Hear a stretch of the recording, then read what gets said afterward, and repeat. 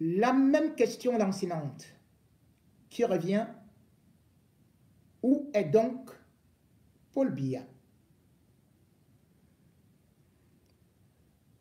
Le peuple s'interroge. Les médias internationaux s'interrogent. Et personne pour nous répondre. Attendez, je vais appeler Yaoundé. Allô? Attendez. Non, ça fait pim, pim, pim, pim. Bon, attendez. Je vais prendre l'autre côté.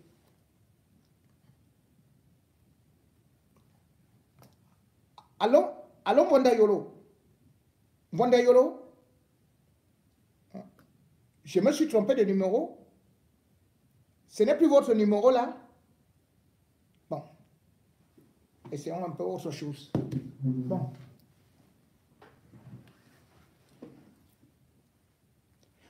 Voilà. Allô, Ngongo? Allô, Ngongo? Allô, Ngongo? Mais ça fait pérérén, pérérén. Il est où? Bon. Pour Atanganji, le téléphone d'Atanganji, il a perdu tellement, lui, il est dans des gants qu'on ne comprend pas. Alors, finalement, qui doit nous donner des informations? Que dit la Constitution? Ou plutôt, comment sont établies les règles gouvernementales? On a vu Sadi René parler. On a vu Mwandayolo communiquer. On a vu même les femmes Ndongo faire des sorties avec les Grégoire Oona. Et puis subitement, on n'entend plus rien. Et pourtant, il y a une organisation, il semble que le Premier ministre peut aussi prendre la parole. Ou alors il est devenu le dernier des ministres.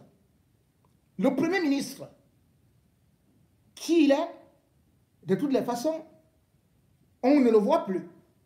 Chacun est devenu tout petit. Ah, il semble que c'est celui qui est toujours au niveau de l'Assemblée générale de l'ONU. Philémon Yang. Donc, finalement, on dit que c'est Philémon Yang qui doit désormais parler. Selon ce que je viens d'avoir comme information. Confirmez-moi cela. Avril 2016, le président de la République demande au Premier ministre de mettre en œuvre une stratégie de communication publique plus offensive. Dans cette correspondance signée du secrétaire général de la présidence de la République, Ferdinand Ngongor, et donc Canal 2 a pu avoir copie, le président Biya instruit Philémon Yang de s'organiser pour que les membres du gouvernement communiquent plus sur les réalisations et les actions des pouvoirs publics, aussi bien à travers les médias classiques que dans les réseaux sociaux. Question: Philémon Yang est-il l'homme de la mission? La réponse est loin d'être évidente, tant en cette année passée à la primature, il ne s'est pas montré particulièrement communicant. Pas de conférence de presse, pas d'interview dans les médias nationaux. Je n'ai pas nécessairement le souvenir de la dernière fois où le Premier ministre chef du gouvernement s'est adressé directement à la presse. Tant que M. s'est remonté, je ne me souviens pas que le Premier ministre ait accordé une interview à la presse camerounaise. Comment donc mettre en œuvre une véritable stratégie de communication gouvernementale efficace lorsque l'exemple ne vient pas d'en haut? Il est membre d'un système qui a fait de la non-communication une forme de communication. De temps en temps, au détour d'une inauguration, il peut dire un mot, mais accorder une interview grandeur nature, ça peut déclencher un certain nombre d'interprétations qui ne vont pas nécessairement faire son affaire. Donc, lui également préfère adopter au silence et préfère adopter une espèce de discrétion qui peut de temps en temps friser l'inefficacité, qui peut friser l'inertie. Pour certains observateurs, la modernité démocratique s'accommode mal d'un déficit de communication qui cache une certaine opacité dans la gestion des affaires. Cela est une marque d'un certain déficit de transparence. Le Premier ministre Philemon Yang a de qui tenir. Le président de la République Paul Biya lui-même, énigmatique, secret, le verbe chiche, en 33 ans de pouvoir, a fait de ses silences un véritable mode de gouvernance. Mode de gouvernance, le silence, et tout le monde observe justement le silence des morts. Paul Biya, pourtant, n'est pas mort. Mais pour l'instant, il fait le mort ou il est mort vivant. Introuvable sur la scène internationale. Et pourtant, les sommets se suivent et il est toujours absent. Vendredi 18 octobre 2024, s'est tenue à Malabo la réunion de la commission de la communauté des États, de la communauté économique des États de l'Afrique centrale. Tous les chefs d'État étaient là, sauf Paul Biya. Et c'était à Malabo. Et Obiangema, lui-même était gêné, ne connaissant pas où se trouve Paul Biya, qu'il ne parvient pas à voir. Il n'a d'ailleurs pas manqué de le souffler à Sassou Nguesso, qui lui aussi disait qu'il est inquiet parce qu'il n'avait aucune information du doyen en âge des chefs d'État africains ou alors le chef d'État le plus vieux du monde. De conclave en conclave, cette réunion ne portait finalement que sur Paul Biya, d'autant plus que la CEAC, donc le Cameroun, est l'un des poids lourds, bref, le poumon, devrait connaître beaucoup de résolutions en cette session-là. D'autant plus que c'était aussi le 41e anniversaire.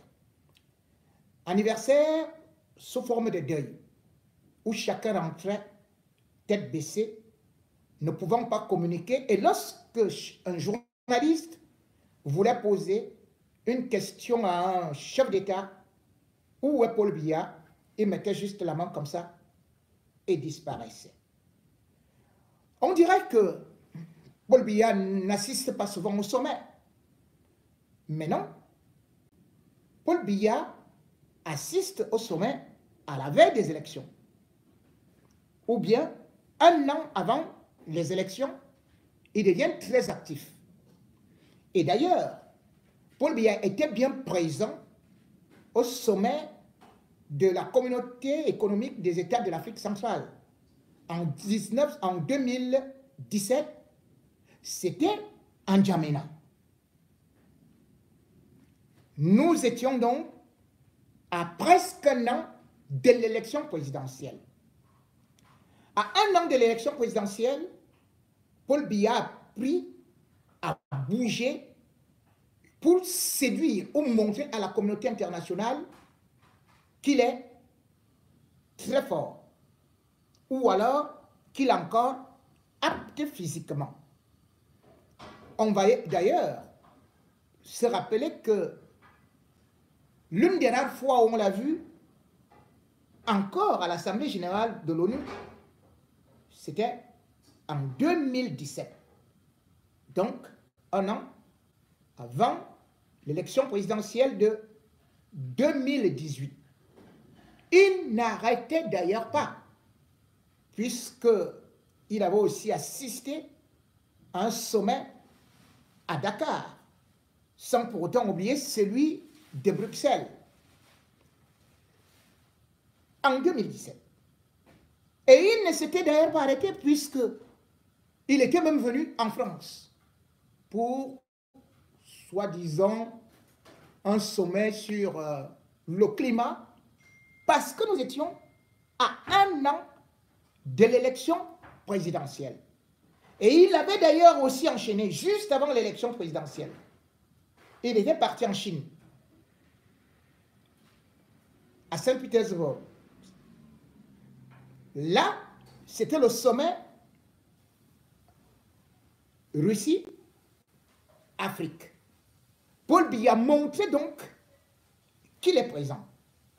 Parce qu'à ce moment-là, lorsqu'on le voit, parce qu'on le voit vieillissant, il fait donc semblant d'être capable de pouvoir diriger, d'être présent. En réalité, le Cameroun fonctionne sous pilotage automatique. Donc, ces actes que Paul Biya pose souvent, c'est juste en trompe-l'œil. Parce que si on voit les statistiques, depuis 2014, c'est-à-dire que pratiquement une décennie, au niveau de l'ONU, Assemblée générale, Paul Biya n'a pris part que 2 fois. 2 fois seulement. Donc, j'ai parlé de 2017. Cela veut dire que ça fait un absentéisme de, tenez-vous tranquille, 80%. La dernière fois qu'il était aux États-Unis, c'était plutôt un sommet en décembre 2022 parce qu'il voulait rencontrer Joe Biden et parce qu'il se disait qu'il va profiter pour parler de l'Agora et peut-être aussi de la crise anglophone permettant ainsi ou flattant Joe Biden de pouvoir faire venir les Amazoniens, de les expatrier. Raison pour laquelle il s'était déplacé. Il ne se déplace pas pour rien. Il se déplace pour des raisons électoralistes. L'Union africaine, n'en parlons pas. Il n'y va même jamais. Depuis 2014, Paul Biya a été absent à 100%. Et quand on compte justement le nombre de fois qu'il a pu être, à peine 3 fois depuis qu'il est au pouvoir. Parce qu'il sait que l'Union africaine, ce n'est pas là-bas où se joue son pouvoir. Son pouvoir, donc, c'est souvent en France, ton pouvoir, c'est en Europe, ton pouvoir, c'est en Occident. Son pouvoir ne vient pas du peuple. Et en ce moment, donc, si Paul Biya est absent, en ce moment, si on ne voit pas Paul Biya, vous vous rendez compte? Un président de la République qui disparaît. On dirait un grain de sel dans la mer. Vous vous rendez compte? Un président de la République qui disparaît avec tout son gouvernement, puisqu'on n'y voit plus rien. Un président de la République qui est invisible et qui vit hors de son pays depuis bientôt une cinquantaine de jours. Et aucune explication concrète n'est donnée. Vous vous rendez compte? En Europe, que même les journalistes continuent à tâtonner. Personne ne parvient à savoir exactement à quel endroit est maintenant caché Paul Biya. Tous les autres chefs d'État communiquent soit sur leur maladie, soit sur leur indisponibilité, leur absence ou leur arrivée au pays. Mais le problème, c'est que même les plus fervents défenseurs de Paul Biya ne savent pas là où il est. Ils ont déjà tellement annoncé qu'il rentre. Hier, aujourd'hui, demain, après-demain, hier, devient... On fait du ping-pong, du hasard, au point où on est déjà en train de dire de toutes les façons, il va rentrer bientôt, le médecin a dû prescrire et il a dit que... Et après, quand il voulait monter dans l'avion, l'avion a eu une panne sèche. Et après, on va vous dire que non, au moment où on voulait prendre l'avion que Paul Biya avait loué se trouve déjà au Bourget. Pendant qu'on attend l'avion qui est au bouger, on nous dit que c'est déjà parti en Chine. Et maintenant, on dit que l'avion de Paul Biya se trouve à Dubaï. C'est Paul Biya qui se balade comme ça partout, alors qu'on nous dit qu'il est en train de travailler. Qu'est-ce que c'est son avion? L'avion de Paul Biya lui-même est porté disparu. L'avion qu'on disait qu'il était en France n'existe plus. On ne voit plus personne.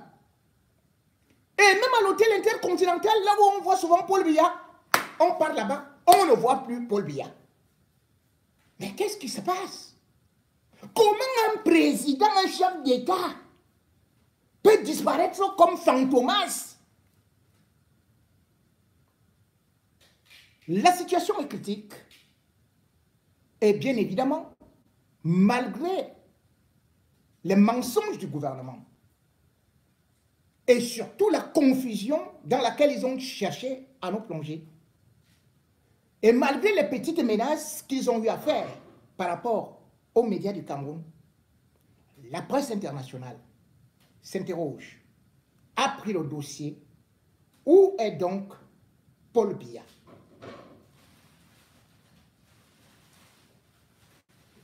Bien malin qui pourra répondre à cette question.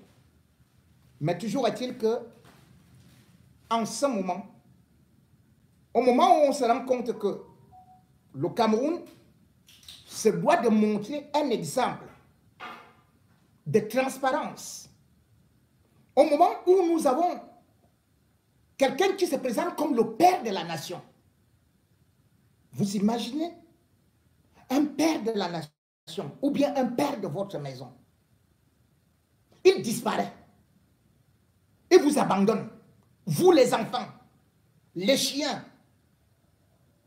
et on ne sait même pas quand il revient.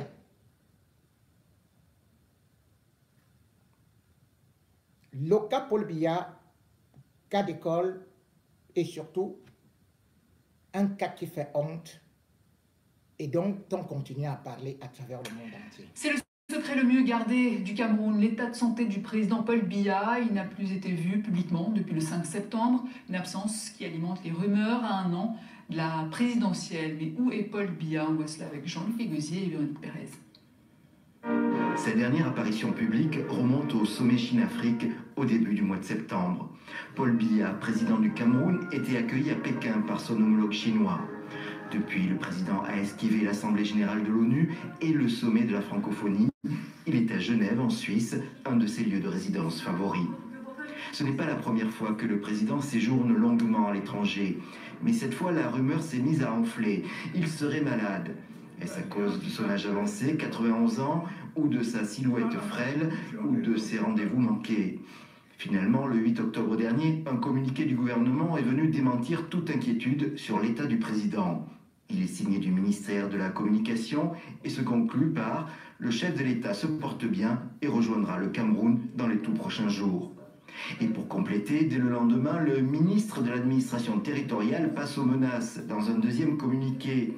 Tout débat dans les médias sur l'état du président de la République est par conséquent formellement interdit. Les contrevenants devront faire face à la rigueur de la loi. Les débats publics se sont tus, mais la conversation continue sur les réseaux sociaux. En cette mi-octobre, Paul Biya n'est toujours pas rentré au pays, mais on l'attend tous les jours. Pour certains, ça devait être dimanche dernier. Pour d'autres, c'est cette semaine sans faute. Cette nervosité reflète celle en cours dans les cercles du pouvoir depuis des mois.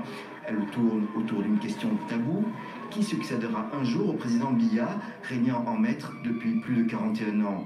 Ce dernier n'a jamais désigné de dauphin. Bon, alors, on ne va pas débattre, mais juste se poser des questions. Alors, avec Théophile Pomo, bonsoir. Vous êtes rédacteur en chef du Média TV sur l'émission Décrypter l'Afrique. D'ailleurs, pourquoi interdire les débats ? Je pense que c'est pour éviter de perdre la main. Le pouvoir est gêné et il y a aussi une autre raison, c'est-à-dire que la personne qui a fait ce communiqué, le ministre de l'Intérieur Atandandji, veut montrer qu'il est plus royaliste que le roi et qu'il met tout en œuvre pour plaire au chef de l'État. C'est des logiques de cour. Mais en fait, ce communiqué, en réalité, a plus créé du trouble qu'il en a ôté. Donc c'est vraiment une logique courtisane, une logique aussi aussi qui consiste à marquer son territoire. Les lieutenants marquent leur territoire. C'est d'ailleurs pour cela qu'on a assisté à une guerre des communiqués, parce qu'il y a aussi eu un communiqué du directeur du cabinet civil, M. Ngondo Ayolo. Il y a une guerre des initiatives. Il y a certaines initiatives qui se préparaient à accueillir triomphalement le chef de l'État. Il y a eu des gens qui ont voulu organiser des prières pour le chef de l'État, et tout cela a été découragé par des gens un peu mieux placés que dans l'organigramme officieux du pouvoir camerounais. Donc tout cela témoigne effectivement d'une logique courtisane qui est permanente depuis un certain nombre de décennies, mais également d'une nervosité, d'une fébrilité qui en rajoute au stress et aux angoisses. Est-ce que c'est pas une preuve de plus qu'avec le temps, le régime s'est radicalisé avec cette fragilité de Paul Biya? Alors je dirais pas le mot radicalisé, je pense que le Cameroun en tant que pays en fait s'est dégradé, c'est comme une sorte de fruit qui pourrit, c'est-à-dire que toutes les logiques institutionnelles classiques semblent finalement mises de côté au profit d'une organisation, bien de plusieurs organisations concurrentes à l'intérieur du pouvoir qui se regardent en chien de faïence, qui s'affrontent, qui se disent qu'à un moment donné elles en découdront et qu'elles en découdront aussi avec l'opposition, parce que le Cameroun 2024 c'est pas un pays qui est prêt à une éventuelle vacance du pouvoir. Il n'est pas prêt psychologiquement, il n'est pas prêt politiquement, il n'est pas prêt économiquement, il est prêt d'aucune façon que ce soit. Alors on va y revenir, mais on sait que Paul Biya est en Suisse avec le Premier ministre et le président du Sénat qui est malade aussi. Alors on a dit que le président du Sénat l'avait rejoint, alors on ne sait pas s'il est retourné en France, parce qu'on dit qu'il serait soigné en France, mais tout cela n'est absolument pas officiel. Mais le président du Sénat a à peu près le même âge que Paul Biya, c'est-à-dire les deux ont plus de 90 ans. La raison de cette visite en Suisse? Alors on ne sait pas. S'il y a. Bon, alors, il y a un certain nombre d'informations qui ont l'air crédibles, selon lesquelles il y a des tensions, notamment sur les arbitrages budgétaires qui sont nécessaires pour gérer le pays tout simplement. Et donc il a fallu que tout ce petit monde se réunisse pour prendre un certain nombre d'instructions. On peut aussi imaginer que le président du Sénat étant le dauphin constitutionnel du président de la République, en cas de situation compliquée, ce serait lui qui serait à la tête de l'État. Mais on est obligé de spéculer dans la mesure où absolument aucun communiqué officiel ne vient nous expliquer quoi que ce soit et ne vient même confirmer les informations de presse et les bruits de couloir que l'on entend ici et là. Alors il y a cette photo, regardez, on va la voir dans quelques instants, celle de Chantal Biya, l'omniprésente. C'est lors du déplacement, on va la voir, cette photo de Chantal Biya, lors du déplacement d'Emmanuel Macron au Cameroun. On la voit sur un trône presque, en hauteur par rapport au reste de l'équipe. Quand certains disent que c'est elle qui dirige le Cameroun, est-ce qu'elle n'est pas plus qu'une première dame? Elle fait partie des personnes qui dirigent. On ne peut pas dire que c'est elle qui dirige.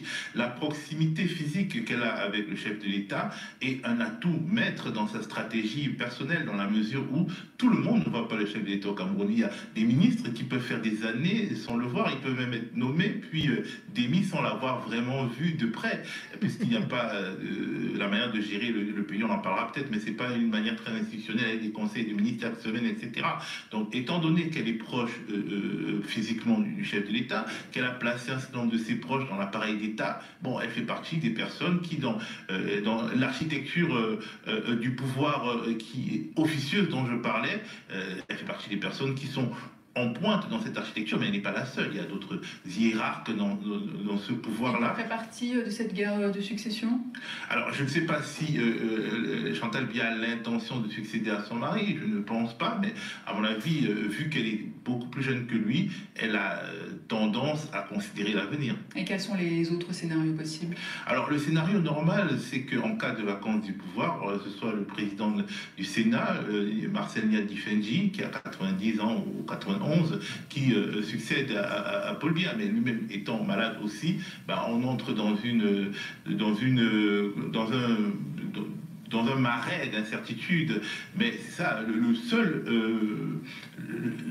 le seul cas de figure institutionnel est celui-là. Mais bien entendu, le Cameroun, ce n'est ni la Suède ni la Norvège. Donc à partir de ce moment, on peut considérer que comme au Gabon voisin, comme au Tchad voisin, des mécanismes de dévolution de pouvoir non institutionnels peuvent se mettre en place. Le rôle de l'armée, par exemple. Voilà, l'armée de toute façon a un rôle important à jouer dans le sens où c'est elle qui finalement met au pouvoir celui qui doit être au pouvoir ou peut empêcher celui qui doit être au pouvoir d'y être. On se souvient de la succession de Gnassingbé et Adema, d'Idriss Déby, d'Omar Bongo. Enfin, je veux dire, les cas sont fréquents en Afrique subsaharienne francophone et en particulier en Afrique centrale.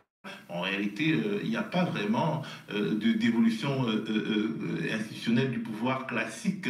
En tout cas, on n'en a pas observé beaucoup ces dernières décennies. Alors, le Cameroun est l'un des pays d'Afrique centrale à connaître une certaine stabilité. Si cette succession est mal préparée, est-ce qu'on ne se dirigerait pas vers un scénario à l'ivoirienne, post-Houphouët, par exemple? Alors, c'est le scénario le plus probable. C'est un scénario à l'ivoirienne, mais en pire, parce qu'en 1993, il y avait quand même un attachement de l'élite politique ivoirienne aux mœurs constitutionnelles. C'est grave, ça. Henri Konan Bédié avait été installé au pouvoir selon la loi. Henri Konan Bédié, Alassane Ouattara, Laurent Gbagbo, c'était des gens qui étaient des hommes plutôt jeunes, qui étaient à même d'exercer le pouvoir. L'armée était encore en retrait. Les mœurs étaient pacifique, il n'y avait pas encore eu la rébellion. Et au Cameroun, c'est un pays où les mœurs politiques sont plus rudes, on va dire. C'est un pays également qui est déjà en guerre avec son flanc occidental menacé par les rébellions anglophones. Et au nord, à la frontière du nord, il y a Boko Haram. À l'est également, où il peut y avoir quelques froufrous avec les groupes armés centrafricains. Ce que je veux dire, c'est que c'est un pays qui est beaucoup plus dégradé que la Côte d'Ivoire de 1993. C'est également un pays où finalement ce qu'on appelle la communauté internationale a peu de capacité de régulation de la violence. En Côte d'Ivoire en 1993, il y avait la base militaire française, le 43e BIMA. C'était encore l'époque de la France-Afrique triomphante. Il y avait des modes de régulation de la violence qui n'existent plus aujourd'hui, avec l'affaiblissement de la tutelle française d'un point de vue diplomatique, avec la guerre des grandes puissances qui peut avoir lieu en Afrique. Chaque pays même peut jouer sa partition et on peut donc considérer que la France, les États-Unis, la Chine, Israël même, parce que les Israéliens sont très présents dans l'entourage sécuritaire de Paul Biya. Tout le monde peut jouer une partition et c'est dans ce chaos-là que les Camerounais doivent entrevoir leur avenir. Merci Théophile Komo, rédacteur en chef au Média TV. Merci. Très belle analyse, alarmante, inquiétante, qui devrait nous faire prendre conscience du danger qui nous guette. Mais entre-temps, au continent, on préfère encore les faits divers, on préfère encore aller dans des bars, alors que l'heure est très grave. Oui, les accidents qui vous arrivent. Oui, le pays qui n'est plus dirigé. Et les guerres qui se multiplient, et aussi les clans, la balkanisation de notre pays, nous sommes au bord d'une guerre civile.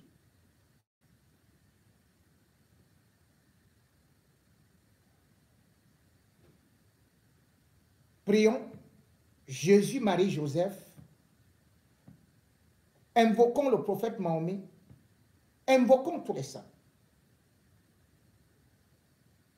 Mais, pour l'instant, il y a quelqu'un qui se prend pour Dieu au Cameroun. Paul Biya, dont on croit peut-être immortel, et qui ne peut pas montrer qu'il est malade, qui refuse de communiquer. Et pourtant, on aurait pu rassurer des populations, même de l'évolution de sa maladie, On a pu voir au Bénin, en 2017, Patrice Talon, il a disparu de la scène seulement pendant 3 semaines. Il était à Paris. Quand il est revenu, il était obligé non seulement de faire que le gouvernement fasse des sorties, mais lui-même de venir expliquer son absence. C'est alors que, devant les Béninois, il avait dit en juin 2017 qu'il a subi 2 opérations de la prostate à Paris. Mais que ce n'était pas une tumeur cancérigène. Que la première opération s'est bien déroulée, mais par la suite, il y a eu des petites complications. Raison pour laquelle il est passé à la 2e opération. C'est vrai que le gouvernement béninois voulait mentir au peuple. Mais Talon a dit, je vais dire la vérité sur mon état de santé. Cela ne m'empêche pas de travailler. Et d'ailleurs, lui qui avait été opéré en mai, repartait faire des examens en contrôle, disait-il, à Paris, au mois de juin. Et il avait dit à son peuple, je ne dépasserai pas 1 semaine. Et il n'avait pas fait plus d'1 semaine. Il préside des conseils des ministres. On le voit partout. Mais Paul Biya, lui, il disparaît. On ne donne pas d'explication. On nous dit tantôt qu'il travaille, qu'il va à ses occupations. Mais on ne connaît même pas la véritable situation clinique, paraclinique du patient Biya.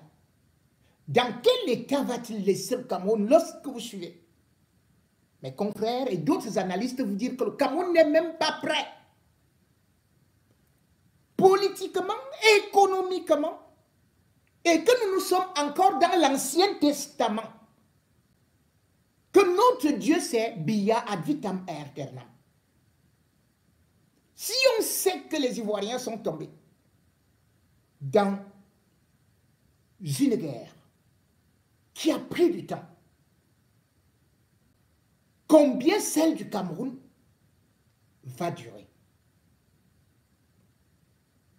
Et ceux-là qui ont provoqué la guerre, les apôtres de Biya, les créatures de Biya, sont en train eux-mêmes en train de vouloir prendre